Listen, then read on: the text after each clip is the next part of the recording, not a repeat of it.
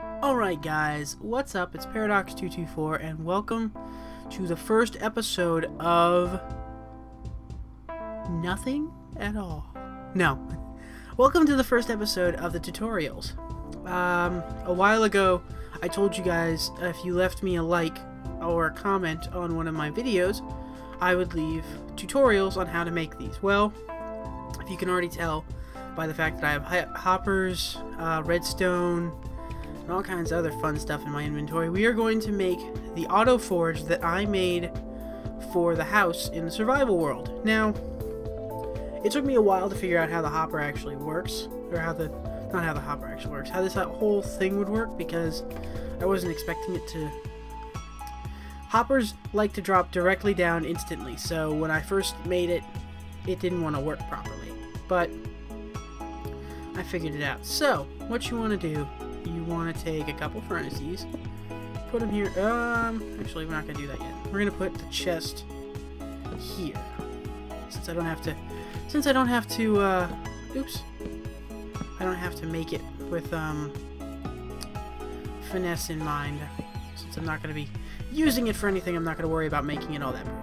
But, what you want to do is you want to have a chest with your, with two hoppers coming out, connecting to the back of it, to help it out a little bit.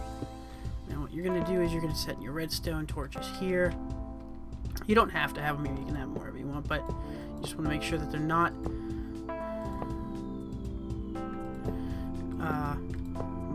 they're able to touch the actual path so they can activate the rail. So what you're going to want is you're going to want a minecart. Oops. You're going to want a couple of them, actually. I have 4. You can have as many as you want. You don't really have to. There's no real... They just break? Okay, that time it went in there. What? Whatever. It's not the point. The point is not for that. Anyway, I'm not going to worry about making it right now. Or I'm not going to worry about setting that up the way it is. So next you want to have your furnaces right there. However many you want. I just made this track randomly. I wasn't really expecting on fixing the whole thing up. So, yeah, I'm not going to do that. But, yeah. So your furnaces go here. Now, if you've ever played Feed the Beast, how they took the hopper, they took the general idea for the hopper just like in Feed the Beast. So if you put the item in the top, it's gonna go into the top part. If you feed it through the back, which it won't actually take because it's not a. If you feed the items through the back, they go into this part. So that's how you want to set the whole thing up. Is you want to have the top part. For some reason the lag is killing me right now. Let me see if I can. Yeah, I don't really need the video settings to be all that great right now, since we're not really doing too much. Alright. Much better. Alright, so you just want to fill it up like this. Not too crazy, just enough to... Sorry, guys. There we go. Alright, that's fine. We don't need to... It's like a foggy day. Anyway, so that's what you want to do, so that way... Now, what you want is that you want another set of tracks on top of the... I don't know why I did that like that, but whatever. You want another set of tracks on top of the hoppers. Kind of like this. And you're going to have another set of activation rails on these hoppers. Now, one thing I forgot to mention because I did this wrong. You want to have an extra length. Depending on the length of it, if the redstone reaches all the way on the first try, then you don't have to worry about it. But nope, not there. If the redstone signal reaches all the way across without having to make a second one, then don't worry about it. But just on the off chance you need a second one, just do this on the other side as well, and that'll work. Just because it has to be the same level as the pistons. Now, or this is the hoppers. Now, why I didn't put it here, I didn't put it level and with the last piston, is because one,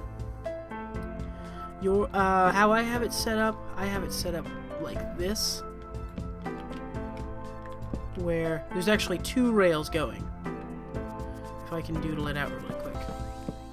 Just do. Okay. Stand here so I don't have to. Now, this is how I have it set up in the survival world, so it's not gonna, so I don't have to worry about being finesse about it. But this is why I have it set up. One is because the rails match up perfectly, so then I can just do it like this, and then they're all powered. Yay, woohoo! But I do it this way also because the hoppers, if they receive a redstone signal, will stop working. They'll stop spitting things out and moving things here or there. So now how I have it in the survival world, I have it this way just so it'll spread them out evenly. I have like 4 on there. Again, the one in the survival world is, actually I think I only have, the one in the survival world is bigger, so it doesn't use up nearly as many. But they go like that, and then there's actually only one down here, so it can pull all the materials. And then I simply have the 2 chests sitting on top. Okay, and then I can toss this and